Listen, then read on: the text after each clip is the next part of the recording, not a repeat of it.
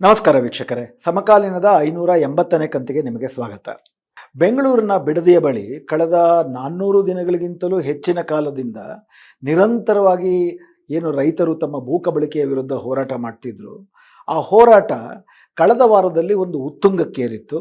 ಜನರ ಹೋರಾಟಕ್ಕೆ ಕಿಂಚಿತ್ತೂ ಮನ್ನಣೆಯನ್ನು ಕೊಡದೆ ಅಲ್ಲಿ ಆಡಳಿತಾರೂಢ ಕಾಂಗ್ರೆಸ್ಸಿನ DKC ಸರ್ಕಾರ ಸರ್ವೆ ಮಾಡುವುದಕ್ಕೆ ಅಲ್ಲಿ ಅಧಿಕಾರಿಗಳನ್ನು ಕಳಿಸಿದಾಗ ರೊಚ್ಚಿಗೆದ್ದಂಥ ಜನರು ಪರಕ್ಕೆ ಬಾರ್ಕೋಲು ಇವುಗಳಿಂದ ಅವರನ್ನು ಅಲ್ಲಿ ಸರ್ವೆ ಮಾಡೋಕ್ಕೆ ಆಗದಂತೆ ತಡೆಯನ್ನು ಒಡ್ಡಿ ಓಡಿಸಿದ್ರು.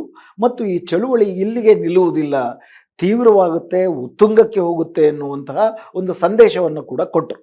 ಇದೆಲ್ಲದರ ಹಿನ್ನೆಲೆಯಲ್ಲಿ ಅದರ ಜೊತೆಗೆ ಕಳೆದ 400 ದಿನಗಳಿಂದ ಹೋರಾಟ ನಡೀತಿದ್ರು ಸುಮ್ಮನಿದ್ದಂಥ JDS ಮತ್ತು BJP ಪಕ್ಷಗಳು ಯಾವಾಗ ರೈತರು ಗಟ್ಟಿಯಾಗಿ ಇನ್ನೂ ದೊಡ್ಡ ಹೋರಾಟವನ್ನು ಕಾಂಗ್ರೆಸ್ ವಿರುದ್ಧ ಮಾಡ್ತಿದ್ದಾರೆ ಅನ್ನೋದು ಅರ್ಥವಾಯಿತು, ಆಗ ಅಲ್ಲಿ ತಮ್ಮ ರಾಜಕೀಯ ಬೇಳೆಯನ್ನು ಬೇಯಿಸ್ಕೊಳ್ಳುವುದಕ್ಕೆ ತಾವು ಕೂಡ ಜನರ ಪರವಾಗಿದ್ದೀವಿ ಅಂತೇಳಿ, ರೈತರ ಪರವಾಗಿದ್ದೀವಿ ಅಂತೇಳಿ ಹೋರಾಟಕ್ಕೆ ಒಂದು ರಾಜಕೀಯ ಸ್ವರೂಪವನ್ನು ಕೊಟ್ಟರು.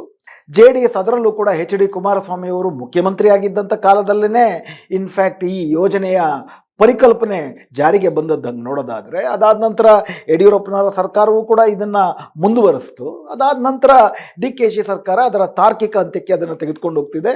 ಹಂಗೆ ನೋಡೋದಾದರೆ ಕಾರ್ಪೊರೇಟ್ ಭೂಕಬಳಿಕೆಯ ದೃಷ್ಟಿಯಿಂದ ನೋಡುವುದಾದರೆ ಕಾಂಗ್ರೆಸ್ಗೆ, BJPಗೆ, JDSಗೆ ಕಿಂಚಿತ್ತೂ ವ್ಯತ್ಯಾಸವೂ ಇಲ್ಲ. ಯಾವ ಯೋಜನೆಗಾಗಿ ಇವರು ರೈತರ ಭೂಮಿಯನ್ನು ಕಬಳಿಕೆ ಮಾಡಿಕೊಳ್ಬೇಕು ಅಂತಿದ್ದಾರೆ, ಆ ಯೋಜನೆಗೆ ಈ ಮೂರು ಪಕ್ಷಗಳು ವಿರುದ್ಧವಿಲ್ಲ. ಇವರು ಅಧಿಕಾರದಲ್ಲಿದ್ದರೆ ಅವರದನ್ನು ವಿರೋಧಿಸ್ತಾರೆ, ಅವರ ಅಧಿಕಾರದಲ್ಲಿದ್ದರೆ ಇವರದನ್ನು ವಿರೋಧಿಸ್ತಾರೆ. ಇದು ಈ ಪಕ್ಷಗಳ ಮಟ್ಟಿಗೆ ಇದೊಂದು ರಾಜಕೀಯ ಬೇಳೆಯನ್ನು ಬೇಯಿಸಿಕೊಳ್ಳುವ ಹುನ್ನಾರ. ಆದರೆ ಬಿಡದಿಯ ರೈತರಿಗೆ ಅದು ಜೀವನ್ಮರಣದ ಪ್ರಶ್ನೆ. ಸುಮಾರೊಂದು 10,000 ಎಕರೆಗೂ ಹೆಚ್ಚಿನ ಭೂಮಿ, ಅದರಲ್ಲೂ ಕೂಡ ಫಲವತ್ತಾದ ಭೂಮಿ, 2 ನದಿಗಳ ನಡುವೆ ಇರುವಂತಹ ಭೂಮಿ, ಸುಮಾರೊಂದು ಈಗಾಗಲೇ 2 ಲಕ್ಷ ಮರಗಳಿಗೂ ಹೆಚ್ಚು ಮರಗಳಿದಾವಲ್ಲಿ. ಹೆಚ್ಚು ಕಡಿಮೆ RTIಯಿಂದ ಹಿಂದೂ ಪತ್ರಿಕೆ ಅಥವಾ ಬೇರೆ ಬೇರೆ ಪತ್ರಿಕೆಗಳು ಪಡ್ಕೊಂಡಿರುವಂಥ ವರದಿಗಳ ಪ್ರಕಾರವೇ ಸುಮಾರು ಈ ಯೋಜನೆ ಜಾರಿಗೆ ಬರಬೇಕು ಅಂದರೆ 2 ಲಕ್ಷಕ್ಕೂ ಹೆಚ್ಚಿನ ಮರಗಳನ್ನು ಕೆಡಬೇಕಾಗತ್ತೆ. ಸುಮಾರು 87,000 ತೆಂಗಿನ ಮರಗಳಿದ್ದಾವೆ, 83,000ದಷ್ಟು ಅಡಕೆ ಮರಗಳಿದ್ದಾವೆ, 3 ಲಕ್ಷ ಬಾಳೆ ಗಿಡಗಳಿದ್ದಾವೆ, 13,000ದಷ್ಟು ಮಾವಿನ ಹಣ್ಣಿನ ಮರಗಳಿವೆ, ಸೀಬೆ ಗಿಡಗಳಿವೆ, ಸಪೋಟ ಇದೆ. ಅಂದರೆ ಫಲವತ್ತಾಗಿರುವಂತಹ ಭೂಮಿ, ಈ ಭೂಮಿಯನ್ನು ಬಿಟ್ಟು ಕೊಟ್ಟರೆ ತಮ್ಮ ಬದುಕಿನ ಪ್ರಶ್ನೆ ಏನು ಅಂತೇಳಿ ಅಲ್ಲಿನ ರೈತರಿಗೆ, ಆ ರೈತರು ಕೂಡ ಎಂಥವರು, 10,000ಕ್ಕೂ ಹೆಚ್ಚು ರೈತ ಕುಟುಂಬಗಳಿದ್ದರೆ 60%ಕ್ಕೂ ಹೆಚ್ಚು ಜನ ರೈತರು ಅರ್ಧ ಎಕರೆ, 1 ಎಕರೆ, 2 ಎಕರೆ ಇರುವಂತಹ ಅತಿ ಸಣ್ಣ ರೈತರು. ಅವರಿಗೆ ಈ ಜಮೀನನ್ನು ಆಸರೆ ಬಿಟ್ಟರೆ ಭವಿಷ್ಯವನ್ನು, ತಮ್ಮ ವರ್ತಮಾನದ ಬದುಕನ್ನು ಕಟ್ಕೊಳ್ಳೋದಕ್ಕೆ ಬೇರೆ ಆಶ್ರಯ ಇಲ್ಲ. ಈ ಎಲ್ಲ ಕಾರಣದಿಂದ ರೈತರು ಮಾತ್ರ ನಿರಂತರವಾಗಿ ಅಲ್ಲಿ ಹೋರಾಟವನ್ನು ಮಾಡ್ತಿದ್ದಾರೆ. ಅಧಿಕಾರಕ್ಕೆ ಬಂದ ಎಲ್ಲ ಪಕ್ಷಗಳು ವಿರೋಧ ಪಕ್ಷವಾಗಿದ್ದಾಗ ಬಣ್ಣ ಬಣ್ಣದ ಭರವಸೆಗಳನ್ನ ಕೊಟ್ಟರು. ಅಧಿಕಾರಕ್ಕೆ ಬಂದಾಗ ಏನು ಈ ದೊಡ್ಡ ದೊಡ್ಡ ಕಾರ್ಪೊರೇಟ್ ಯೋಜನೆಗಳಿದ್ದಾವೆ, ಆ ಯೋಜನೆಯನ್ನು ಮುಂದುವರಿಸ್ತಾ ರೈತರ ಜಮೀನನ್ನು ಕಬಳಿಕೆ ಮಾಡ್ಕೊಳ್ಳೋದಕ್ಕೆ ಹೊರಡ್ತಿದ್ದಾರೆ. ಆದರೆ ಈ ಬಾರಿ ಹೋರಾಟ ಉತ್ತುಂಗಕ್ಕೆ ಏರಿದಂಥ ಸಂದರ್ಭದಲ್ಲಿ ಇನ್ಫ್ಯಾಕ್ಟು ಇದೇ ಸರ್ಕಾರದ ಅವಧಿನಲ್ಲೇ ಇನ್ಫ್ಯಾಕ್ಟ್ ದೇವನಹಳ್ಳಿನಲ್ಲೂ ಕೂಡ ಅತಿ ದೊಡ್ಡ ಹೋರಾಟ ನಡೆದಿತ್ತು. ದೇವನಹಳ್ಳಿನಲ್ಲಿ 1,774 ಎಕರೆ ಜಮೀನನ್ನು ಸುಮಾರು 6-7 ಹಳ್ಳಿಗಳಿಂದ ವಶಪಡಿಸಿಕೊಳ್ಳುವ ಯೋಜನೆ ವಿರುದ್ಧ 3 ವರ್ಷದಿಂದ ಹೋರಾಟ ಮಾಡ್ತಿದ್ರು.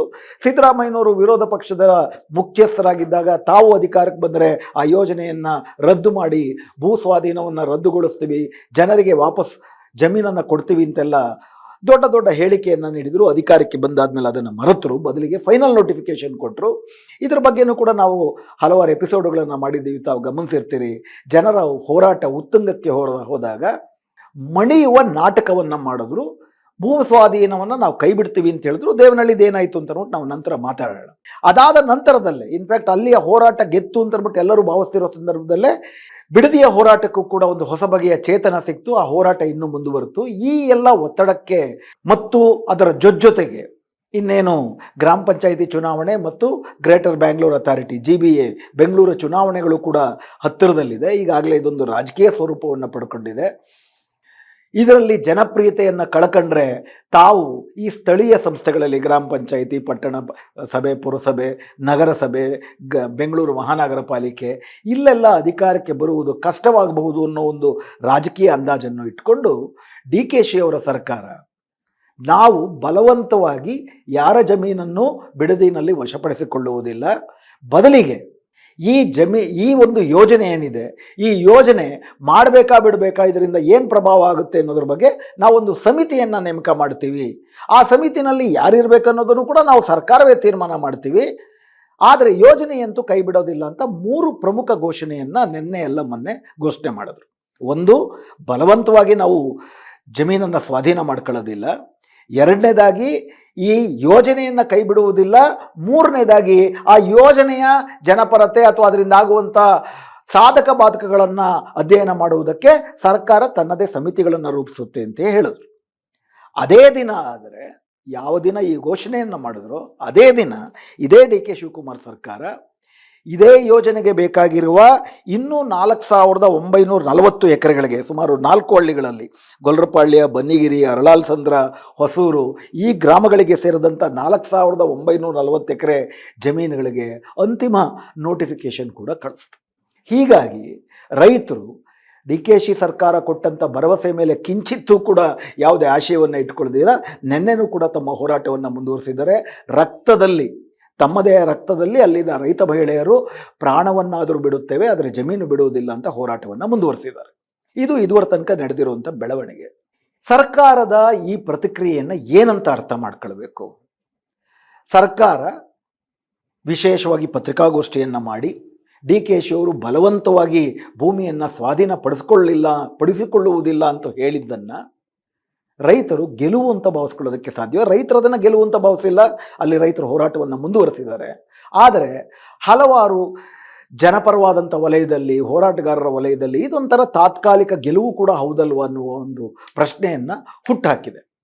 ದೇವನಹಳ್ಳಿ ಹೋರಾಟದ ಹಿನ್ನೆಲೆಯಲ್ಲಿ ನಾವು ಬಿಡದಿಯ ಹೋರಾಟವನ್ನು ಕೂಡ ನೋಡಿದಾಗ, ದೇವನಹಳ್ಳಿನಲ್ಲಿ ಏನೊಂದು 2-3 ವರ್ಷಗಳ ಕಾಲ ನಡೆದಂಥ ಹೋರಾಟದಲ್ಲಿ ಅಂತಿಮ ಜಯ ನಮಗೆ ಸಿಕ್ತು. ಯಾಕಂದರೆ ಭೂಸ್ವಾಧೀನವನ್ನು ಕೈ ಬಿಡ್ತೀವಿ ಅಂತ ಅಂದ್ಬಿಟ್ಟು ಏನಲ್ಲಿ ಘೋಷಣೆ ಮಾಡಿದರು. ಆ ಹಿನ್ನೆಲೆಯಲ್ಲಿ ತುಂಬ ಉತ್ಸಾಹ ಬಂದಿತ್ತು.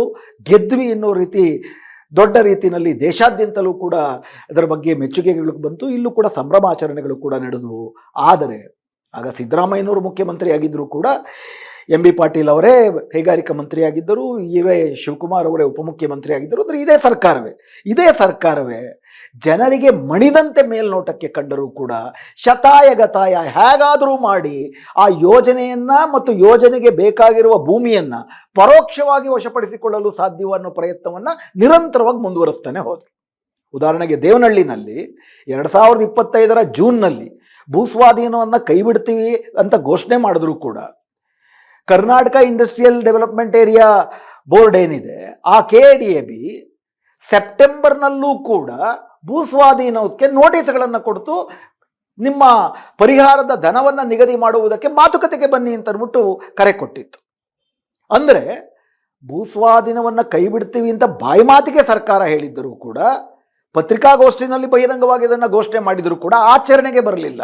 2025ರ ಜೂನ್ನಲ್ಲಿ ಘೋಷಣೆ ಆದರೆ ಜನರು ಮತ್ತೆ ಇನ್ನೊಂದು ಸುತ್ತಿನ ಹೋರಾಟ ಮಾಡಿದ ಮೇಲೆ 2025ರ ಡಿಸೆಂಬರ್ 2ನೇ ತಾರೀಕು ಅದಕ್ಕೆ ಡಿನೋಟಿಫಿಕೇಶನ್ ಆದೇಶವನ್ನು ಕೊಟ್ಟರು. ಡಿನೋಟಿಫಿಕೇಶನ್ ಆದೇಶ ಕೊಟ್ಟಾಗಲೂ ಕೂಡ ಯಾರ ಜಮೀನನ್ನು ವಶಪಡಿಸ್ಕೊಂಡ್ರೋ ಆ ರೈತರಿಗೆ ಸಂಪೂರ್ಣವಾಗಿ ಜಮೀನನ್ನು ವಾಪಸ್ ಮಾಡಿ ಅವರ ಒಡೆತನವನ್ನು ಮರುಸ್ಥಾಪನೆ ಮಾಡುವಂತಹ ಅವಕಾಶಗಳನ್ನೇ ಇಲ್ಲದಿರುವ ರೀತಿಯಲ್ಲಿ ಆ ರೀತಿ ಮರುಸ್ವಾಧೀನವಾದಂಥ ಆದೇಶವನ್ನು ರೂಪಿಸಲಾಗಿತ್ತು. ಇದರ ಬಗ್ಗೆನೂ ನಾವು ಚರ್ಚೆ ಮಾಡಿದ್ದೀವಿ, ತಮಗೆ ನೆನಪಿರ್ಬೋದು. ಆ ಇಡೀ 1770 ಎಕರೆ ಜಮೀನನ್ನು ವಿಶೇಷ ಕೃಷಿ ವಲಯ ಅಂತ ಕರಿತೀವಿ. ಆ ವಿಶೇಷ ಕೃಷಿ ವಲಯ ಅನ್ನೋದನ್ನು ನಾವು ಪಹಣಿಗಳಲ್ಲಿ ನಮೂದಿಸ್ತೀವಿ. ಆ ಭೂ ಒಡೆಯರು ಯಾರಿದ್ದಾರೆ ಅವರು ಯಾವ ಕಾರಣಕ್ಕೂ ಯಾರಿಗೂ ಆ ಜಮೀನನ್ನು ಮಾರುವುದಕ್ಕೆ ಅವಕಾಶ ಮಾಡಿಕೊಡುವುದಿಲ್ಲ.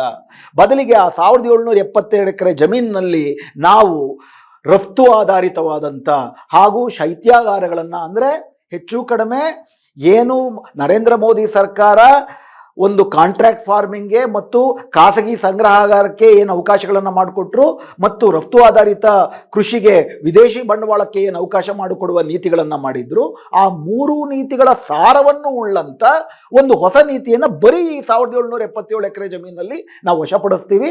ವಿಶೇಷ ಕೃಷಿ ವಲಯ ಅಂತ ಆ ರೀತಿಯಾದಂಥ ಒಂದು ವಿಂಗಡಣೆ, ವರ್ಗೀಕರಣವೇ ನಮ್ಮ ಸರ್ಕಾರದಲ್ಲಿಲ್ಲ.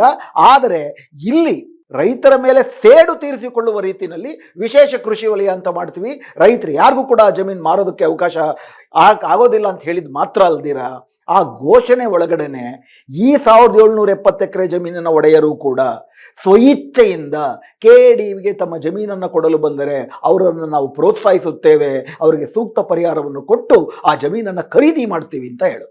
ಎಲ್ಲಕ್ಕಿಂತ ಮುಖ್ಯವಾಗಿ ಈ 1770 ಎಕರೆ ಏನು ಜಮೀನು ಬೇಕಾಗಿತ್ತು, ಆ ಜಮೀನು ಏನಕ್ಕೆ ಬೇಕಾಗಿತ್ತು? ಏರ್ ಡಿಫೆನ್ಸ್ ಮತ್ತು ಏರೋಸ್ಪೇಸ್ ಮತ್ತು ಡಿಫೆನ್ಸ್ ಸೆಕ್ಟರ್ನ ಕಾರಿಡಾರ್ಗೆ, ಇಂಡಸ್ಟ್ರಿಯಲ್ ಕಾರಿಡಾರ್ಗೆ ಬೇಕಾಗಿತ್ತು. ಆ ಕಾರಿಡಾರ್ ಯೋಜನೆ ರದ್ದಾಗಲಿಲ್ಲ. ಆ 1770 ಎಕರೆ ಆಸುಪಾಸಿನಲ್ಲಿ ಯಥಾವತ್ ಆ ಯೋಜನೆ ಮುಂದುವರಿಯುತ್ತೆ. ಇದು ಮಾತ್ರ ಒಂದು ದ್ವೀಪವಾಗಿ ಅಲ್ಲಿ ಉಳ್ಕೊಳ್ಳುವುದಕ್ಕೆ ಸಾಧ್ಯವ ಅನ್ನೋ ಪ್ರಶ್ನೆಯನ್ನು ಕೊಟ್ಟರು. ಮತ್ತು ಪರೋಕ್ಷವಾಗಿ ಹೋರಾಟದುದ್ದಕ್ಕೂ ಕೂಡ ಇದೇ ಕರ್ನಾಟಕ ಸರ್ಕಾರದ ಮಂತ್ರಿಗಳು ಅಲ್ಲಿ ಕೆಲವು ರೈತರನ್ನು ಪುಸಲಾಯಿಸಿಕೊಂಡು ತಮ್ಮ ಜಮೀನನ್ನು ಮಾರುವುದಕ್ಕೆ ಮತ್ತು ಹೋರಾಟದಲ್ಲಿ ಒಡಕು ತರುವುದಕ್ಕೆ ನಿರಂತರವಾಗಿ ಪ್ರಯತ್ನ ಮಾಡಿದ್ರು. ಅಂಥ ಒಡಕು ತರುವ ನಾಯಕರಿಗೆ MB ಪಾಟೀಲ್ರ ಜೊತೆ ನೇರವಾದ ಸಂಪರ್ಕ ಇತ್ತು. ಆ ದಿನಗಳಲ್ಲಿ ನಿಮಗೆ ನೆನಪಿರ್ಬೋದು, ಅವ್ರ ಜೊತೆ ಪತ್ರಿಕಾಗೋಷ್ಠಿ ಮಾಡೋದು, MB ಪಾಟೀಲ್ರನ್ನ ಭೇಟಿ ಮಾಡೋದು, ಸಿದ್ದರಾಮಯ್ಯನವ್ರನ್ನ ಭೇಟಿ ಮಾಡೋದು, ಇವೆಲ್ಲವೂ ಕೂಡ ನೇರವಾಗಿ ನಡೀತಿತ್ತು. ಡಿಸೆಂಬರ್ 2ರ ಘೋಷಣೆಯಲ್ಲಂತೂ ಇನ್ನೂ ಸ್ಪಷ್ಟವಾಗಿ ಸ್ವಇಚ್ಛೆಯಿಂದ ಕೊಡುವವರಿಗೆ ನಾವು ಈ ಪ್ರೋತ್ಸಾಹವನ್ನು ಕೊಡ್ತೀವಿ ಮತ್ತು ಈ 1777 ಎಕರೆಯನ್ನು ಮಾತ್ರ ಕೈ ಬಿಡ್ತೀವಿ ಹೊರತು ಈ ಯೋಜನೆಯನ್ನು, ಕಾರಿಡಾರ್ ಯೋಜನೆಯನ್ನು ನಾವು ಕೈ ಬಿಡುವುದಿಲ್ಲ ಅಂತ ಬಹಳ ಸ್ಪಷ್ಟವಾಗಿ ಸಿದ್ದರಾಮಯ್ಯನವರ ಸರ್ಕಾರ ಕೂಡ ಘೋಷಣೆ ಮಾಡಿತು. ಮೊನ್ನೆ DKC ಸರ್ಕಾರ ಅಧಿಕಾರಕ್ಕೆ ಬಂದಾದ ಮೇಲೆ ಅದಾದ 15 ದಿನದಲ್ಲಿ ಮತ್ತೊಮ್ಮೆ ಅವರು ಡಿನೋಟಿಫಿಕೇಶನ್ ಮಾಡಿ ಜಮೀನನ್ನು ವಾಪಸ್ ಕೊಟ್ಬಿಡ್ತೀವಿ 1770 ಎಕರೆ ಜಮೀನನ್ನ ಅಂತ ಹೇಳಿದಂಥ ಸರ್ಕಾರ DKC ಅವರು ಮುಖ್ಯಮಂತ್ರಿ ಆದಮೇಲೆ ಮತ್ತೆ ಆ ಜಮೀನನ್ನು ನೀವು ಕೊಡುವುದಾದರೆ 1 ಎಕರೆಗೆ 2.7 ಕೋಟಿ ರೂಪಾಯಿಯಷ್ಟು ನಾವು ಪರಿಹಾರವನ್ನು ಕೊಡ್ತೀವಿ ಅಂತೇಳಿ ಮತ್ತೆ ಆ ರೈತರು ಹೋರಾಟಕ್ಕೆ ಬೀದಿಗೆ ಬರುವಂತಹ ಪರಿಸ್ಥಿತಿಯನ್ನು ತಂದಿಟ್ಟಿದ್ದಾರೆ. ಇದು ನಮ್ಮ ಮುಂದೆ ಇರುವಂತಹ ದೇವನಹಳ್ಳಿಯ ಅನುಭವ. ಅಂದರೆ ಈ ಯೋಜನೆಗೆ, ಅಂದರೆ ಕಾಂಗ್ರೆಸ್ ಸರ್ಕಾರ ಮಾಡ್ತಿರುವಂತಹ ಈ ವಂಚನೆಯನ್ನು BJPನೂ ವಿರೋಧಿಸ್ತಿಲ್ಲ, JDSನೂ ವಿರೋಧಿಸ್ತಿಲ್ಲ. ಇದನ್ನು ನಾವು ಸ್ಪಷ್ಟವಾಗಿ ಗಮನಿಸಬೇಕು. BJP ಸರ್ಕಾರ ಇದ್ದಾಗಲೇ 2022ರಲ್ಲಿ ಪ್ರೈಮರಿ ನೋಟಿಫಿಕೇಶನ್ ಹೊರಡಿಸಿದ್ದು ದೇವನಹಳ್ಳಿ ಜಮೀನುಗಳಿಗಾಗಿ. ಕಾಂಗ್ರೆಸ್ ಸರ್ಕಾರ ಬಂದಮೇಲೆ ಅದನ್ನು ಮುಂದುವರಿಸ್ತು, ಫೈನಲ್ ನೋಟಿಫಿಕೇಶನ್ ಕೂಡ ಹೊರಡಿಸ್ತು. ದೊಡ್ಡ ಹೋರಾಟ ಬಂದಮೇಲೆ ಕೈಬಿಟ್ಟು ಮತ್ತೆ ವಂಚನೆಯಿಂದ ಅದನ್ನು ವಶಪಡಿಸ್ಕೊಳಕ್ಕೆ ಹೋದಾಗ BJP JDS ಅದರ ವಿರುದ್ಧ ಇದುವರೆಗೂ ಕೂಡ ಅದರ ಬಗ್ಗೆ ಕೆಮ್ಮಿಲ್ಲ, ಕಿಮ್ಮಂದಿಲ್ಲ. ಯಾಕಾಗಿ ಅಂದರೆ BJP ಆಗಲಿ, ಕಾಂಗ್ರೆಸ್ ಆಗಲಿ, JDS ಆಗಲಿ, ಮೂರೂ ಪಕ್ಷಗಳು ಕೂಡ ಬೆಂಗಳೂರನ್ನು, ಇಲ್ಲಿರುವ ರೈತರ, ಬಡವರ, ರೈತ ಕೂಲಿಗಳ, ಮೂಲ ನಿವಾಸಿಗಳ ಆಸಕ್ತಿಯನ್ನು ಸಂಪೂರ್ಣವಾಗಿ ಮೂಲೆಗುಂಪು ಮಾಡಿ ಬೆಂಗಳೂರನ್ನು ಕುಬೇರರ, ಕಾರ್ಪೊರೇಟ್ಗಳ ನಗರವನ್ನಾಗಿ ಸಂಪೂರ್ಣವಾಗಿ ಪರಿವರ್ತನೆ ಮಾಡುವುದಕ್ಕೆ ಒಂದು ನವ ಬೆಂಗಳೂರು ಯೋಜನೆಯನ್ನು, ಒಂದು ನವ ಕಾರ್ಪೊರೇಟ್ ಬೆಂಗಳೂರು ಯೋಜನೆಯನ್ನು ಏನು ಕನಸು ಕಾಣ್ತಿದ್ದಾರೆ, ಅದರಲ್ಲಿ ಈ ಮೂರು ಪಕ್ಷಗಳಿಗೂ ಸರಿಸಮವಾದಂಥ ಪಾಲಿದೆ. ಹೀಗಾಗಿಯೇ ಬಿಡದಿನಲ್ಲೂ ಕೂಡ ಮೊನ್ನೆ DK ಶಿವಕುಮಾರ್ ಅವರು ಏನು ಘೋಷಣೆ ಮಾಡಿದ್ದಾರೆ, ಆ ಘೋಷಣೆಯಲ್ಲೂ ಕೂಡ ನಾವು ಬಲವಂತದಿಂದ ಜಮೀನನ್ನು ವಶಪಡಿಸಿಕೊಳ್ಳುವುದಿಲ್ಲ, ಆದರೆ ಸ್ವಇಚ್ಛೆಯಿಂದ ಯಾರಾದರೂ ಜಮೀನು ಕೊಟ್ಟರೆ ನಾವು ವಶಪಡಿಸಿಕೊಳ್ಳುತ್ತೇವೆ ಅಂತ ಹೇಳಿರೋದೇನಿದೆ, ಅದು ದೊಡ್ಡ ದ್ರೋಹ.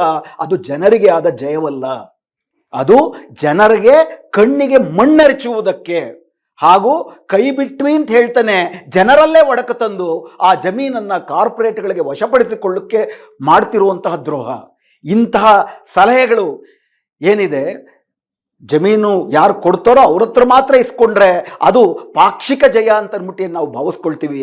ಅದು ನಮ್ಮ ಆತ್ಮವಂಚನೆ ಆಗಿರುತ್ತೆ, ರಾಜಕೀಯ ಮುಟ್ಟಾಳತನವೂ ಆಗಿರುತ್ತೆ.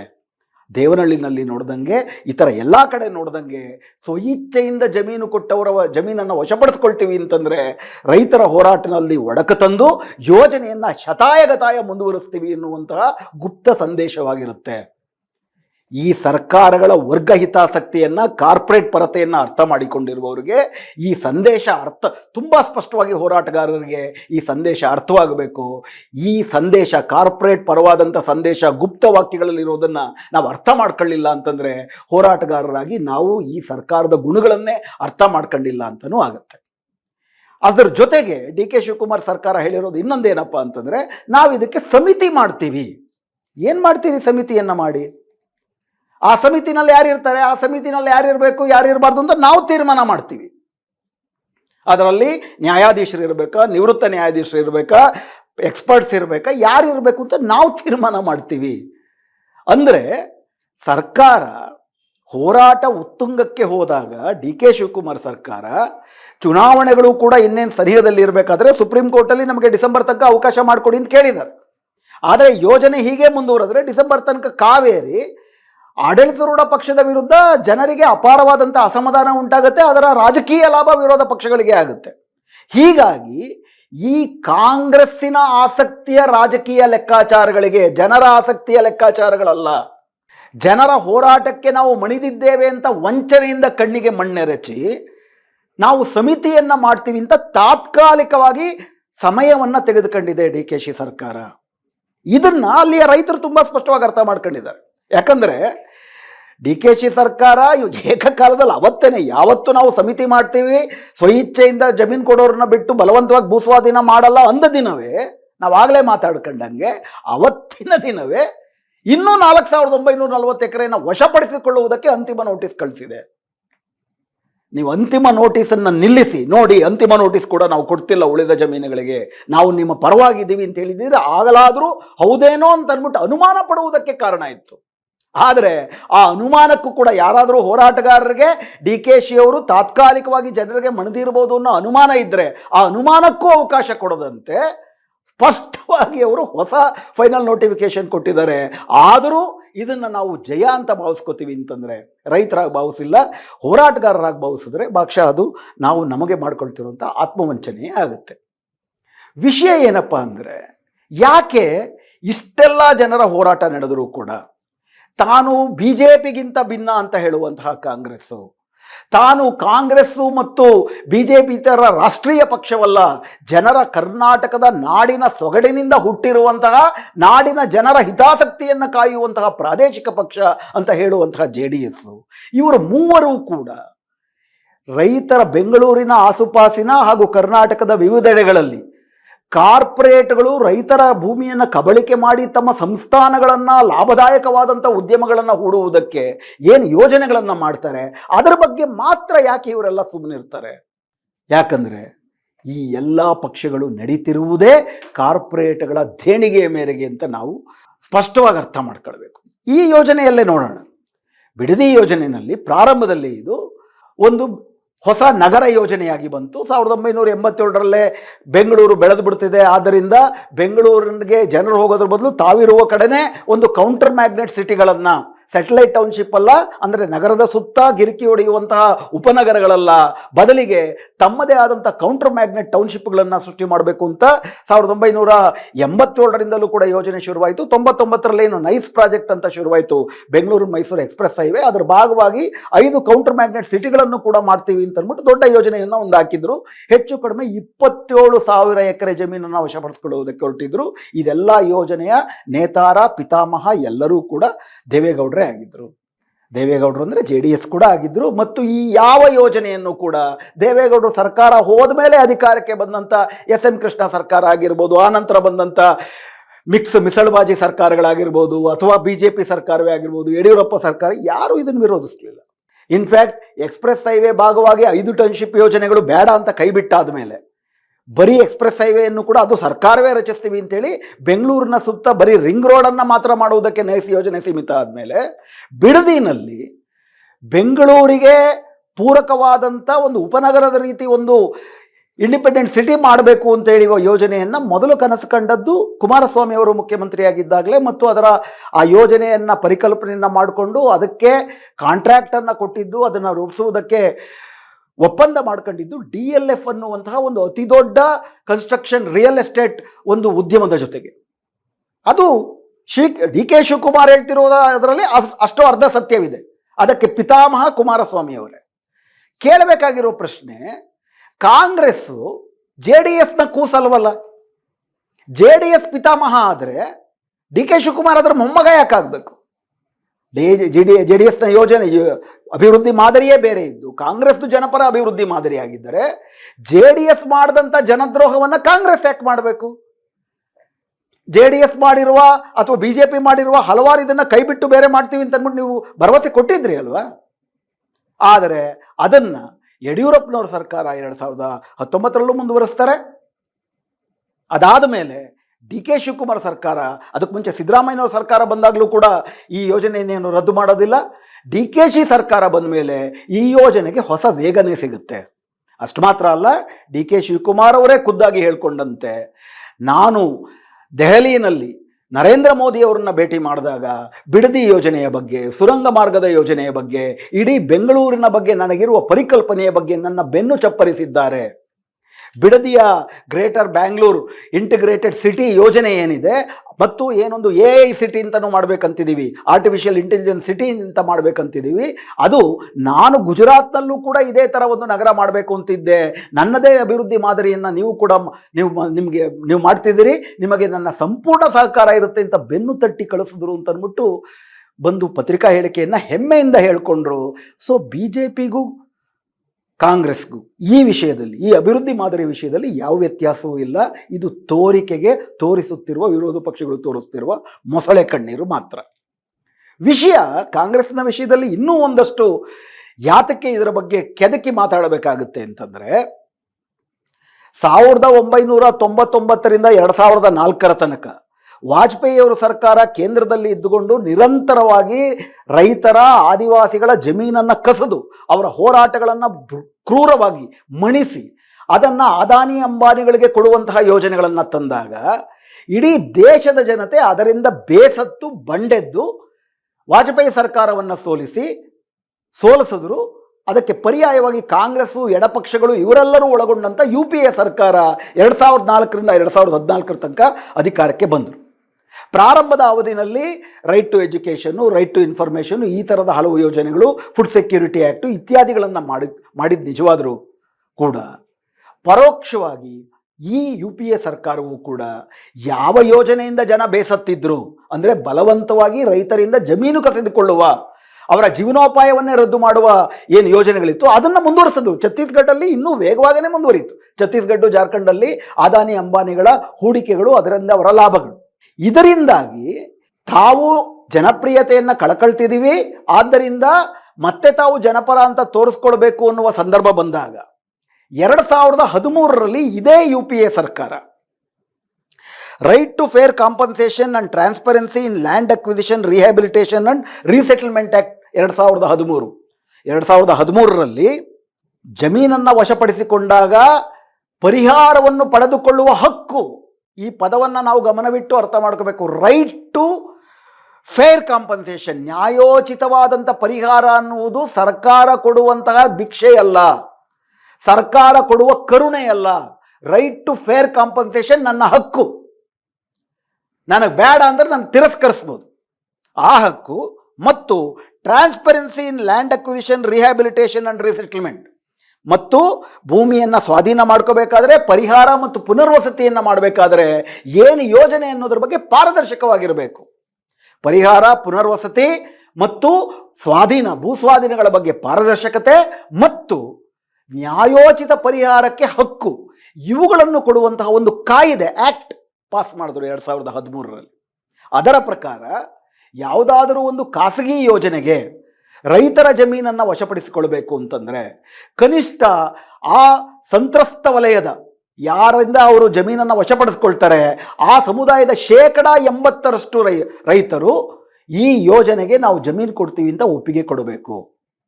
ಒಂದು ವೇಳೆ ಅದು ಸರ್ಕಾರ ಮತ್ತು ಖಾಸಗಿನವರು ಇಬ್ಬರೂ ಸೇರಿ ಮಾಡುವ ಯೋಜನೆಯಾಗಿದ್ದರೆ ಕನಿಷ್ಠ 70% ಸಂತ್ರಸ್ತರು ನಾವು ಜಮೀನು ಕೊಡ್ತೀವಿ ಅಂತ ಒಪ್ಪಿಗೆ ಕೊಡಬೇಕು. ಆ ರೀತಿ ನೀವು ಯೋಜನೆಯನ್ನು ಮಾಡುವುದಕ್ಕೆ ಮುಂಚೆ ಕಡ್ಡಾಯವಾಗಿ ಈ ಯೋಜನೆಯನ್ನು ಮಾಡಿದ್ರೆ ಯಾವ ರೀತಿ ಸಾಮಾಜಿಕ, ಆರ್ಥಿಕ, ಪರಿಸರ ಪರಿಣಾಮಗಳನ್ನು ಉಂಟಾಗುತ್ತೆ ಆ ವಲಯದಲ್ಲಿ, ಸೋಷಿಯಲ್ ಇಂಪ್ಯಾಕ್ಟ್ ಅಸೆಸ್ಮೆಂಟ್, ಸಾಮಾಜಿಕ ಪರಿಣಾಮದ ಅಂದಾಜು, ಪರಿಸರ ಪರಿಣಾಮದ ಅಂದಾಜುಗಳನ್ನು ಮಾಡಬೇಕು. ಮತ್ತು ಏನಾದರೂ ಹಾನಿಯಾಗುವುದಾದರೆ ಅದಕ್ಕೆ ಯಾವ ಬಗೆಯ ಪರಿಹಾರ ಅನ್ನುವಂಥದ್ದು ಕೂಡ ಯೋಜನೆಯ ಭಾಗವಾಗಿರಬೇಕು. ಪರಿಹಾರ, ಪುನರ್ವಸತಿ ಯೋಜನೆಯನ್ನು ಜನರ ಮುಂದಿಟ್ಟು ಜನರ ಒಪ್ಪಿಗೆಯನ್ನು ಪಡೆದು ಹಾಗೂ ಪರಿಹಾರ, ಪುನರ್ವಸತಿಯನ್ನು ಕೊಟ್ಟು ಯೋಜನೆಯನ್ನು ಪ್ರಾರಂಭಿಸಬೇಕು. ಅಷ್ಟರ ಮಟ್ಟಿಗೆ ಭಾರತದ ಸ್ವಾತಂತ್ರ್ಯ ನಂತರದಲ್ಲಿ, ಇನ್ಫ್ಯಾಕ್ಟ್ ಬ್ರಿಟಿಷರ ಕಾಲದಲ್ಲಿ 1894ರ ಲ್ಯಾಂಡ್ ಅಕ್ವಿಸಿಷನ್ ಆ್ಯಕ್ಟ್ ಇತ್ತು. ಅವರು ಜನರನ್ನು ಕೇಳ್ತಾನೆ ಇರಲಿಲ್ಲ, ಹೇಳಿ ಕೇಳಿ ಬ್ರಿಟಿಷರು, ಹೇಳಿ ಕೇಳಿ ವಸಾಹತುಶಾಹಿಗಳು ಜನರನ್ನ ಯಾಕೆ ಕೇಳ್ತಾರೆ. ಇನ್ಫ್ಯಾಕ್ಟ್ 2013 ತನಕ ಹೆಚ್ಚು ಕಡಿಮೆ ಇದೇ ಆ್ಯಕ್ಟ್ಗಳೇ ಇದ್ವು. ಫಸ್ಟ್ ಟೈಮ್ ಭಾರತದಲ್ಲಿ ಭಾರತದ ಜನರನ್ನ ಒಂದು ಸ್ವಾವಲಂಬಿ ಮತ್ತು ಸಾರ್ವಭೌಮಿ ನಾಗರಿಕರು, ಅವರಿಗೆ ಹಕ್ಕಿರುತ್ತೆ ತಮ್ಮ ಭೂಮಿ ಕೊಡಬೇಕು ಅಥವಾ ಬೇಡ ಅನ್ನೋದ್ರ ಬಗ್ಗೆ ಅಂತ ಪರಿಗಣಿಸಿ ನ್ಯಾಯೋಚಿತವಾದಂಥ ಪರಿಹಾರ, ಅದಕ್ಕೆ ಸಮಾಲೋಚನೆ, ಅಧ್ಯಯನ, ಒಪ್ಪಿಗೆ ಇವೆಲ್ಲವನ್ನು ಕೇಳುವಂತಹ ಒಂದು ಕಾಯ್ದೆ ಬಂತು 2013ರಲ್ಲಿ. ಆದರೆ ತುಂಬ ತಡವಾಗಿ ಬಂತು. 2013ರಲ್ಲಿ 2014ರ ಚುನಾವಣೆಯಲ್ಲಿ UPA ಸರ್ಕಾರ ಸೋತೋಯ್ತು. ನಂತರದ ಕತೆ ಬಹಳ ಆಸಕ್ತಿದಾಯಕವಾದದ್ದು. ಕಾಂಗ್ರೆಸ್ಸು, BJP, JDS ಈ ವಿಷಯಗಳಲ್ಲಿ ಹೆಂಗೆ ಎಲ್ಲರೂ ಕೂಡ ಒಂದೇ ಅನ್ನುವ ಕಥೆಯನ್ನು 2014ರ ನಂತರದ ಕತೆ ಬಹಳ ಸ್ಪಷ್ಟವಾಗಿ ಹೇಳುತ್ತೆ.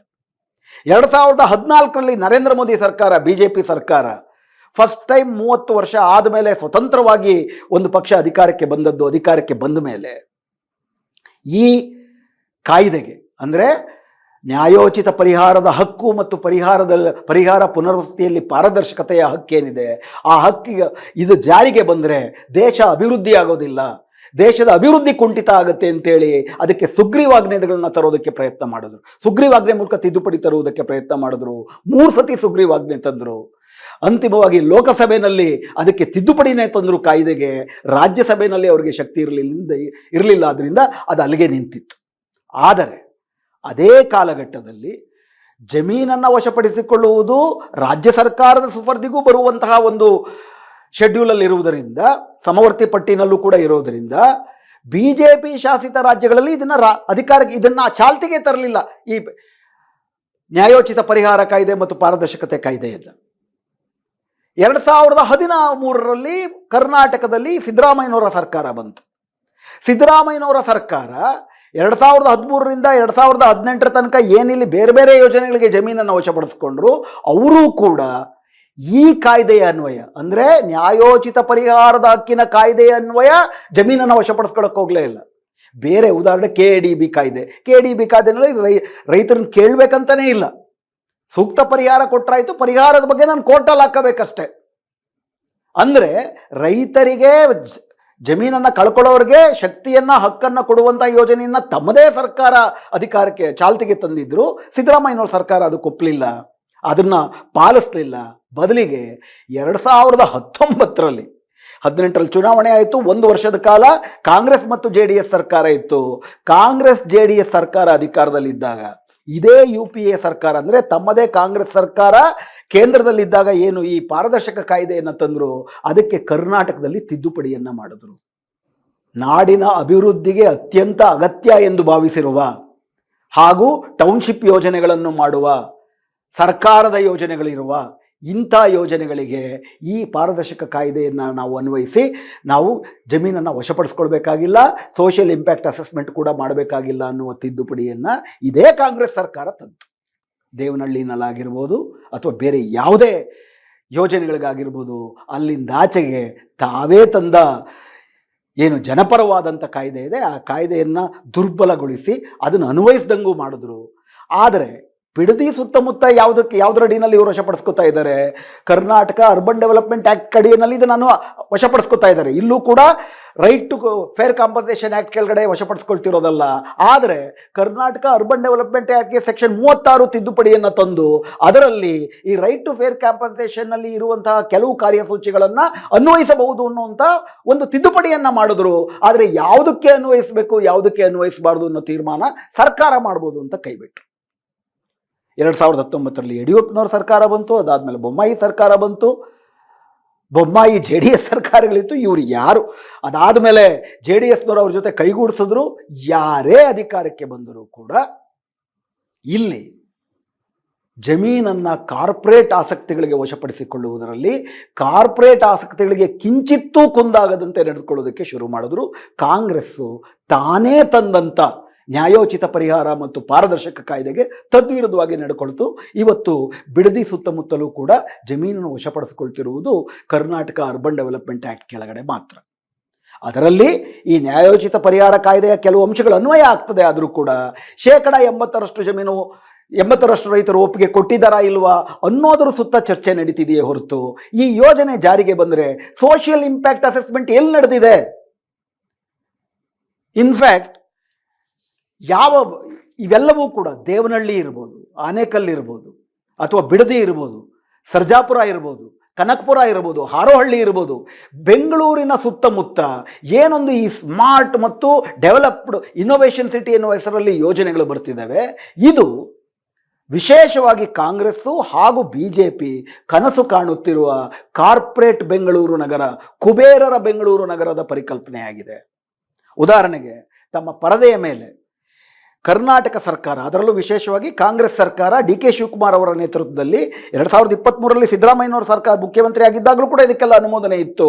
ಆದರೆ ಅದರ ಹಿಂದ್ಗಡೆ ಬೆಂಗಳೂರು ನಗರ ಇಲಾಖೆ ಇದ್ದದ್ದು ಕೂಡ ಡಿ ಕೆ ಶಿ ಅವರ ನೇತೃತ್ವದಲ್ಲೇ. ಡಿ ಕೆ ಶಿ ಅವರ ಕನಸೇನಿದೆ ತಮ್ಮ ಪರದೆ ಮೇಲೆ ಬರುತ್ತೆ, ತಾವು ನೋಡ್ಬೋದು. ಉದಾಹರಣೆಗೆ queen city, knowledge, well being ಮತ್ತು ಇನೋವೇಷನ್ ಸಿಟಿ ಇದೆಲ್ಲಿ ಬರುತ್ತೆ? ಡಾಬಸ್ಪೇಟೆ ಮತ್ತು ದೊಡ್ಡಬಳ್ಳಾಪುರದ ನಡುವೆ 5800 ಎಕರೆ ಜಮೀನನ್ನು ವಶಪಡಿಸಿಕೊಳ್ಳಲಾಗುತ್ತೆ. 2024ರ ಸೆಪ್ಟೆಂಬರ್ನಲ್ಲಿ ಇದರ ಅನೌನ್ಸ್ ಮಾಡಿದರು. ಇದರಲ್ಲಿ ಜಾಗತಿಕ ಮಟ್ಟದಂಥ ಶೈಕ್ಷಣಿಕ ಹಾಗೂ ವೈದ್ಯಕೀಯ ಸಂಸ್ಥೆಗಳು ಅಲ್ಲಿ ಬಂದು, ಸಂಶೋಧನಾ ಸಂಸ್ಥೆಗಳು ಬಂದು ಅಲ್ಲಿ ತಮ್ಮ ಸ್ಥಾವರಗಳನ್ನು ಹಾಕುವುದು, ಅದಕ್ಕೆ ಬೇಕಾಗಿರುವ ರೀತಿಯಲ್ಲಿ ಮೂಲ ಸೌಕರ್ಯಗಳನ್ನು ಒದಗಿಸುವ ಜವಾಬ್ದಾರಿ ನಮ್ಮದು. ನಾವು ಅಂತಾರಾಷ್ಟ್ರೀಯ ಮಟ್ಟದಿಂದ ಈ ಬಗೆಯ ಕೈಗಾರಿಕೆಗಳನ್ನು, ಈ ಬಗೆಯ ಉದ್ದಿಮೆಗಳನ್ನು, ವ್ಯವಹಾರಸ್ಥರನ್ನು ನಾವು ಆಹ್ವಾನಿಸ್ತೀವಿ. ಅದಕ್ಕೆ 5800 ಎಕರೆ ಜಮೀನು. ಎರಡನೇದು ಸ್ವಿಫ್ಟ್ ಸಿಟಿ, ಇದು ಬರ್ತಿರೋದು ಸರ್ಜಾಪುರ ಇಂಡಸ್ಟ್ರಿಯಲ್ ಏರಿಯಾದಲ್ಲಿ 1000 ಎಕರೆ. 2024ರ ಡಿಸೆಂಬರ್ನಲ್ಲಿ ಅನೌನ್ಸ್ ಆಯಿತು.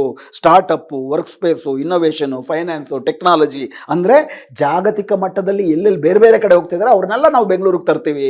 ಅವ್ರು ಇಲ್ಲಿಗೆ ಬರ್ತಾರೆ ಅಂತಂದರೆ ಅವ್ರಿಗೆ ಬೇಕಾಗಿರೋ ಮೂಲಭೂತ ಸೌಕರ್ಯ ಬೆಂಗಳೂರು ಬಿಟ್ಟು ಅವ್ರು ಹೋಗಬಾರ್ದು, ಆ ರೀತಿ ಅವರಿಗೆ ಐಷಾರಾಮನ್ನು ಒದಗಿಸ್ಕೊಡ್ಬೇಕು ಅನ್ನೋ ಕಾರಣಕ್ಕೆ ಕುಬೇರರ ಬೆಂಗಳೂರು ಮಾಡುವುದಕ್ಕೆ ಸ್ವಿಫ್ಟ್ ಸಿಟಿ. ಅದೇ ರೀತಿ ಬಿಡದಿನಲ್ಲಿ ಆರ್ಟಿಫಿಷಿಯಲ್ ಇಂಟೆಲಿಜೆನ್ಸ್ ಸಿಟಿ ಅಂತಲೂ ಕರೀತಾರೆ, ಹಾಗೂ Bengaluru integrated, greater Bangalore integrated city ಅಂತಲೂ ಕರೀತಾರೆ. ಇದಕ್ಕೆ 9000 ಎಕರೆ ಜಮೀನಿನಲ್ಲಿ ಇದರಲ್ಲಿ AI ಇಂಡಸ್ಟ್ರಿಗಳು ಮತ್ತು ಅವರು ಅಲ್ಲೇ ವಾಸ ಮಾಡಿ ಅವ್ರಿಗೆ ಬೇಕಾಗಿರೋ ಎಲ್ಲ ಸುಖ ಸೌಕರ್ಯಗಳು.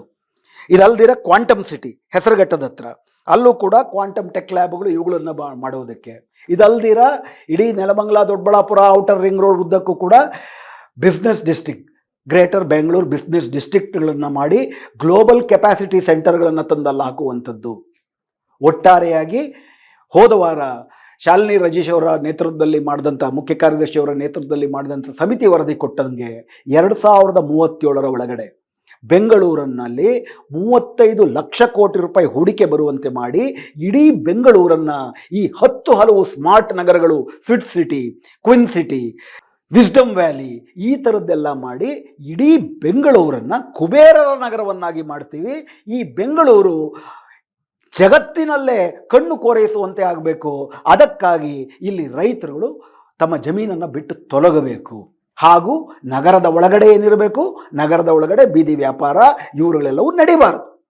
ಬೀದಿ ವ್ಯಾಪಾರಗಳು ನಡೆದರೆ ಅದು ಗ್ಲೋಬಲ್ ಸ್ಟ್ಯಾಂಡರ್ಡ್ ಸಿಟಿಗೆ ಕಣ್ಣು ಕೆಸರಾಗುತ್ತೆ. ಆದ್ದರಿಂದ ಬೀದಿ ವ್ಯಾಪಾರಿಗಳನ್ನ ಕಿತ್ತಾಕಬೇಕು. ಇವರುಗಳಿಗೆ ಸುಲಭವಾಗಿ ಕೆಲಸಗಾರರು ಸಿಗಬೇಕಾದ್ರಿಂದ ಒಂದು ಸತಿ ನಾವು ಮಿನಿಮಮ್ ವೇಜ್ನ ಒಪ್ಕೊಂಡ್ವಿ. ಆದರೆ ಕಾರ್ಪೊರೇಟ್ ಉದ್ದಿಮೆಗಳು ಮಿನಿಮಮ್ ವೇಜ್ನ ಒಪ್ತಿಲ್ಲ ಅಂತ ಅದ್ರ ವಾಪಸ್ಸು ಕೂಡ ತಗೊಳ್ತೀವಿ. ಸೊ ಹೀಗಾಗಿ ಇಡೀ ಬೆಂಗಳೂರು ಪುನರ್ರಚನೆ ಆಗ್ತಾ ಇದೆ. ಇಡೀ ಬೆಂಗಳೂರಿನ ಆರ್ಕಿಟೆಕ್ಚರು, ಇಡೀ ಬೆಂಗಳೂರಿನ ಪರಿಕಲ್ಪನೆ ಕುಬೇರರಿಗೆ, ಅಂತಾರಾಷ್ಟ್ರೀಯ ಬಹುರಾಷ್ಟ್ರೀಯ ಸಂಸ್ಥೆಗಳಿಗೆ ಬೇಕಾಗಿರುವ ರೀತಿ ಬೆಂಗಳೂರು ನಗರ ಅಲ್ಲ, ಇದನ್ನು ಬೆಂದ ಕಾಳೂರು ಕೂಡ ಆಗಿಲ್ಲ ರೈತರದು. ಇದನ್ನು ಮುಂದೆ queen city, Swift city, AI city, quantum city, business city ಆ ಬೆಂಗಳೂರು ಆಗಲಿದೆ. ಅದಕ್ಕಾಗಿ ಸುರಂಗ ಮಾರ್ಗ, ಕಾರು ಸೊಯ್ ಅಂತ ಒಂದು ಕಡೆಯಿಂದ ಇನ್ನೊಂದು ಕಡೆಗೆ ಹೋಗಬೇಕು. ಮೆಟ್ರೋ, ಇಡೀ ಬೆಂಗಳೂರು ಸುತ್ತ ಮೆಟ್ರೋಗಳಿರಬೇಕು, ಎಲಿವೇಟೆಡ್ ಕಾರಿಡಾರ್ಗಳು ಬರಬೇಕು, ಡಬಲ್ ಡೆಕ್ಕರ್ ರೋಡರ್ಗಳು ಬರಬೇಕು. ಮೊನ್ನೆ ಕೃಷ್ಣ ಬೈರೇಗೌಡರು, ಡಿ ಕೆ ಶಿವಕುಮಾರ್ ಹೋಗ್ಬಿಟ್ಟು ಅಪಾರ್ಟ್ಮೆಂಟ್ಗಳಲ್ಲಿ ಬದುಕುವಂಥವರ ಹಿತಾಸಕ್ತಿಯನ್ನು ಕಾಪೋದಕ್ಕೆ ಒಂದು ಕಾಯ್ದೆ ಮಾಡಿದ್ರು. ಸ್ಲಮ್ಮಲ್ಲಿ 40% ಜನ ಬದುಕ್ತಾರೆ ಈ ದೇಶದಲ್ಲಿ. ಈ ಬೆಂಗಳೂರನ್ನು ಸ್ವಚ್ಛವಾಗಿಡೋದವರು, ಅವ್ರ ಜೊತೆ ಒಂದು ಸಮಾಲೋಚನೆಯನ್ನು ನಾವು ಮಾಡೋದಿಲ್ಲ. ಬೆಂಗಳೂರು ನಗರವನ್ನು ಹೆಂಗೆ ನಾವು ಕಟ್ಟಬೇಕು ಅನ್ನೋದ್ರ ಬಗ್ಗೆ ಕೆಟಲಿಸ್ಟ್ಗಳು, ಆ ಕೆಟಲಿಸ್ಟ್ಗಳ ಜೊತೆ ಒಂದು ಸಂಪರ್ಕ ಅಂತ, ಒಂದು ಯೋಜನೆ ಅಂತ ಮಾಡಿದ್ರು, ಒಂದು ಸಮಾಲೋಚನೆ ಅಂತ ಮಾಡಿದ್ರು. ಅವರುಗಳು ಕೊಟ್ಟಂತೆ ಅವರುಗಳು ಕಾರ್ಪೊರೇಟ್ ಬಂಡವಾಳಶಾಹಿಗಳು ಬೆಂಗಳೂರಿನ ಅಭಿವೃದ್ಧಿಯ ಸಾರಥಿಗಳಾಗಿದ್ದಾರೆ, ಸರ್ಕಾರಗಳು ಅವರ ಸಾರಥಿಗಳಾಗಿದ್ದಾರೆ. ಬೆಂಗಳೂರಿನ ಅಭಿವೃದ್ಧಿ, ಕರ್ನಾಟಕದ ಅಭಿವೃದ್ಧಿ ಈ ಕಾರ್ಪೊರೇಟ್ಗಳ ಆಸಕ್ತಿಗೆ ಪೂರಕವಾಗಿ ನಡೆಯುತ್ತೆ.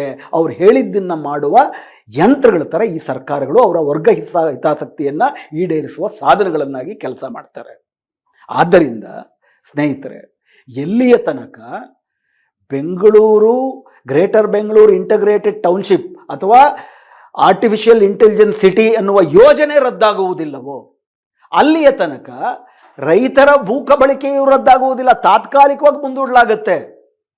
ಎಲ್ಲಿಯ ತನಕ ದೇವನಹಳ್ಳಿನಲ್ಲಿ ಏರೋಸ್ಪೇಸ್ ಇಂಡಸ್ಟ್ರಿ ಮತ್ತು ಡಿಫೆನ್ಸ್ ಇಂಡಸ್ಟ್ರಿ ಯೋಜನೆ ಕಾರಿಡಾರ್ ಏನಿದೆ ಅದು ರದ್ದಾಗೋದಿಲ್ಲ, ಅಲ್ಲಿಯ ತನಕ ಈ ಒಂದು ಯೋಜನೆ ರದ್ದಾಗಿದೆ ಅಂತ ಹೇಳಿದ್ರೂ ಕೂಡ ಪ್ರತ್ಯಕ್ಷವಾಗಿ ಪರೋಕ್ಷವಾಗಿ ಜಮೀನನ್ನು ವಶಪಡಿಸಿಕೊಳ್ಳುವ, ಪುಸಲಾಯಿಸುವ ಅಥವಾ ದಮನ ಮಾಡುವ ತಂತ್ರಗಳನ್ನು ಕಾಂಗ್ರೆಸ್ ಆದರೂ ಮಾಡುತ್ತೆ, BJP ಆದರೂ ಮಾಡುತ್ತೆ. ಸೊ ಇಡೀ ಬೆಂಗಳೂರಿನ ಸುತ್ತಮುತ್ತಲ ವಲಯ, ಅದಕ್ಕೇನೆ ನಾವು ತುಮಕೂರು ತನಕ ಮೆಟ್ರೋ ಮಾಡ್ತೀವಿ, ಬೆಂಗಳೂರು ದಕ್ಷಿಣ ಜಿಲ್ಲೆ ಅಂತ ಕರಿತೀವಿ, ತುಮಕೂರನ್ನ ಬೆಂಗಳೂರು ಉತ್ತರ ಜಿಲ್ಲೆ ಅಂತ ಕರಿತೀವಿ, ಕೋಲಾರನ್ನ ಬೆಂಗಳೂರಿನ ಈಶಾನ್ಯ ಜಿಲ್ಲೆ ಅಂತ ಕರಿತೀವಿ, ನೈಋತ್ಯ ಜಿಲ್ಲೆ ಅಂತ ಕರಿತೀವಿ. ಇಡೀ ಕರ್ನಾಟಕ ಅಂದರೆ ಬೆಂಗಳೂರು, ಮಲ್ಟಿನ್ಯಾಷನಲ್ಗಳ ಬೆಂಗಳೂರು ಅನ್ನೋದು ಇವರ ಅಭಿವೃದ್ಧಿ ಮಾದರಿ. ಈ ಅಭಿವೃದ್ಧಿ ಮಾದರಿನಲ್ಲಿ ರೈತರ, ಕೂಲಿಕಾರರ, ಸ್ಲಮ್ ನಿವಾಸಿಗಳ, ಆಟೋ ಡ್ರೈವರ್ಗಳ, ಬೀದಿ ವ್ಯಾಪಾರಿಗಳ, ದಿನಗೂಲಿಗಳ, ವಲಸೆ ಕಾರ್ಮಿಕರು 2ನೇ ದರ್ಜೆ ನಾಗರಿಕರಾಗಿ ಬದುಕುವಂಥ ಪರಿಸ್ಥಿತಿಯನ್ನು ಸೃಷ್ಟಿಸ್ತಿದ್ದಾರೆ. ಆದ್ದರಿಂದ ಸರ್ಕಾರಗಳು ಯಾವುದೇ ಇದ್ದರೂ ಕೂಡ ಸರ್ಕಾರಗಳ ವರ್ಗ ಹಿತಾಸಕ್ತಿ ಒಂದೇ. ಹೋರಾಟಗಾರರ ಜೊತೆ ಕೆಲವರು ಮಾತೇ ಆಡ್ದಿರ ಜೈಲಿಗೆ ಹಾಕ್ಬೋದು, ಕೆಲವರು ಕಾಂಗ್ರೆಸ್ ಸರ್ಕಾರದವರು ಬಂದು ಕರೆಸಿ ಕೂಡಿಸಿ ಮಾತಾಡಿಸಿ ಕಾಫಿ ಟೀ ಕೊಟ್ಟು ಇಲ್ಲ ಒಂದಷ್ಟು ಏನೋ ಒಂದು ಮಾಡ್ತೀವಿ ಅಂತೇಳಿ ಈ ರೀತಿ ಏನೋ ಈ ಸದ್ಯಕ್ಕೆ ನಾವು ತಗೊಳ್ಳಲ್ಲ ಅಂತ ವಂಚನೆಯ ಮಾತುಗಳನ್ನಾಡಿ ಕಳಿಸ್ಬೋದು.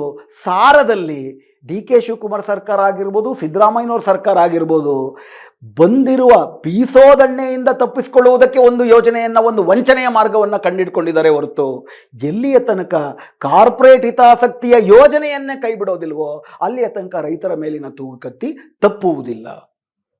ದೇವನಹಳ್ಳಿ ಅದೇ ಉದಾಹರಣೆ ಹೇಳುತ್ತೆ, ನಮಗೆ ಬಿಡದಿ ಅದೇ ಉದಾಹರಣೆ ಹೇಳುತ್ತೆ. ದೇಶಾದ್ಯಂತ ಭೂಸ್ವಾಧೀನದ ವಿರುದ್ಧ ಹೋರಾಟ ಮಾಡ್ತಿರುವವರ ಎಲ್ಲರ ಅನುಭವದ ಮಾತು ಇದೇ ಆಗಿದೆ. ಹೋರಾಟಗಾರರು ಈ ವಿವೇಕದ ದೃಷ್ಟಿಯಿಂದ DK ಶಿವಕುಮಾರ್ ಅವರ ಈ ಘೋಷಣೆಗಳ ಹಿಂದಿರುವ ವಂಚನೆಯನ್ನು, ಆ ವಂಚನೆಯ ಜೊತೆ ಪಕ್ಷಾತೀತವಾಗಿ BJP ಆಗಲಿ JDS ಆಗಲಿ ಕೈಗೂಡಿಸಿರುವ ಕಾರ್ಪೊರೇಟ್ ಹಿತಾಸಕ್ತಿಯನ್ನು ನಾವು ಅರ್ಥ ಮಾಡ್ಕೊಳ್ಬೇಕಾಗತ್ತೆ. ಈ ಸಮರ ಕಾಂಗ್ರೆಸ್ JDS ಸಮರ ಅಲ್ಲ. ಇದು ಕಾಂಗ್ರೆಸ್ JDS BJP ಇವರೆಲ್ಲರೂ ಒಂದಾಗಿ ಕಾರ್ಪೊರೇಟ್ ಹಿತಾಸಕ್ತಿಗಳ ಪರವಾಗಿ, ಕಾರ್ಪೊರೇಟ್ ಬಂಡವಾಳಶಾಹಿಗಳ ಪರವಾಗಿ ರೈತರ ಮೇಲೆ ಮಾಡುತ್ತಿರುವ ಸಮರ. ರೈತರ ವರ್ಗ ಹಿತಾಸಕ್ತಿ, ಕಾರ್ಪೊರೇಟ್ ಬಂಡವಾಳಶಾಹಿಗಳ ವರ್ಗ ಹಿತಾಸಕ್ತಿಗಳ ನಡುವೆ ನಡೆಯುತ್ತಿರುವ ಸಮರ. ಕಾರ್ಪೊರೇಟ್ ಹಿತಾಸಕ್ತಿಗಳ ಪರವಾಗಿ ಕಾಂಗ್ರೆಸ್ಸು, JDS, BJP ಎಲ್ಲವೂ ಇರುತ್ತೆ. ಅವ್ರಿಗೆ ಆಳುವ ಪಕ್ಷದಲ್ಲಿದ್ದರು, ವಿರೋಧ ಪಕ್ಷದಲ್ಲಿದ್ದರು. ಅಲ್ಲಿ ರೈತರ ಪರವಾಗಿ ರೈತರು ಮಾತ್ರ ಇದ್ದಾರೆ.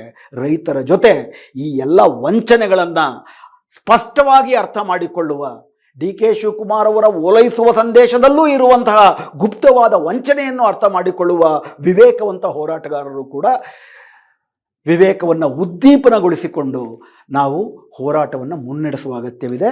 ಇನ್ಫ್ಯಾಕ್ಟ್ ಬಿಡದಿಯ ರೈತರು ಇದಕ್ಕೆ ಮಣಿದೀರ, DK ಶಿವಕುಮಾರ್ ಅವರ ವಂಚನೆಗೆ ಮಣಿದೀರ, ನೆನ್ನೆನೂ ಕೂಡ ರಕ್ತದಿಂದ ಪ್ರಾಣವನ್ನಾದರೂ ಕೊಡುತ್ತೇವೆ, ಆದರೆ ಭೂಮಿಯನ್ನು ಕೊಡುವುದಿಲ್ಲ ಅನ್ನುವ ಹೋರಾಟವನ್ನು ಮುಂದುವರೆಸಿದ್ದಾರೆ. ನಾವು ಆ ಹೋರಾಟದ ಜೊತೆ ಸೇರೋಣ. ಸಾರಾಂಶದಲ್ಲಿ ಇದು ಸಂವಿಧಾನದ ಹೋರಾಟ. ಸಾರಾಂಶದಲ್ಲಿ ಇದು ಈ ದೇಶ ಯಾರಿಗೆ ಸೇರಬೇಕು ಅನ್ನುವ ಹೋರಾಟ. ಕಾರ್ಪೊರೇಟ್ ಕುಬೇರರಿಗ ಅಥವಾ ಈ ದೇಶದ 90% ಬಡವರಿಗೆ, ದೀನದಲಿತರಿಗೆ, ರೈತರಿಗೆ, ರೈತ ಕೂಲಿಗಳಿಗೆ, ಬೀದಿ ವ್ಯಾಪಾರಿಗಳಿಗೆ, ಆಟೋ ಡ್ರೈವರ್ಗಳಿಗೆ ಇವ್ರಿಗೆ ಸೇರಬೇಕಾಗಿರೋ ದೇಶವ ಇದು. ಈ ವರ್ಗ ಸಮರದಲ್ಲಿ ವರ್ಗದೃಷ್ಟಿ ರಾಜಿಯಾಗದಂತೆ, ವರ್ಗದೃಷ್ಟಿ ಈ ಒಂದು ಕಾರ್ಪೊರೇಟ್ ಪರ ಸರ್ಕಾರಗಳ ಬಣ್ಣದ ಮಾತಿಗೆ ಬಲಿಯಾಗದಂತೆ ಆ ಬೆಂಕಿಯನ್ನು ಒಳಗೆ ಇಟ್ಟುಕೊಂಡು ಆ ವಿವೇಕದ ಬೆಂಕಿನಲ್ಲಿ ಹೋರಾಟವನ್ನು ಮುಂದುವರಿಸುವ ಅಗತ್ಯ ಇದೆ ಅಂತ ನನಗಂತೂ ಅನಿಸುತ್ತೆ. ತಮಗೆ ಅನಿಸುತ್ತೆ ತಿಳಿಸಿ. ನಮಸ್ಕಾರ. ನಮ್ಮ ಕಾರ್ಯಕ್ರಮಗಳನ್ನು ನೀವು ನೋಡ್ತಾ ಇದ್ರೆ ನಮ್ಮ ಚಾನೆಲ್ ಅನ್ನ ಸಬ್ಸ್ಕ್ರೈಬ್ ಮಾಡಿ, ಪಕ್ಕದ ಬೆಲ್ ಐಕಾನ್ ಒತ್ತಿ ನಮ್ಮನ್ನ ಬೆಂಬಲಿಸಿ. ಹಾಗೆ ನಮ್ಮ ಕಾರ್ಯಕ್ರಮಗಳನ್ನ ಲೈಕ್ ಮಾಡಿ, ಕಮೆಂಟ್ ಮಾಡಿ, ಅದನ್ನ ಬೇರೆಯವರಿಗೂ ವಾಟ್ಸ್ಆಪ್ ಮೂಲಕ ಶೇರ್ ಮಾಡಿ. ನೀವು ಹೀಗೆ ಮಾಡಿದಾಗ ನಮ್ಮ ಚಾನೆಲ್ ಮತ್ತಷ್ಟು ಜನರಿಗೆ ತಲುಪಲು ನೀವು ನಮ್ಮೊಂದಿಗೆ ಸಹಕರಿಸಿದ ಹಾಗಾಗುತ್ತೆ. ಇದು ನೀವು ಯಾವುದೇ ಖರ್ಚಿಲ್ಲದೆ ಕೆಲವೇ ಸೆಕೆಂಡುಗಳಲ್ಲಿ ನೀಡಬಹುದಾದ ಸಹಕಾರ. ಧನ್ಯವಾದಗಳು.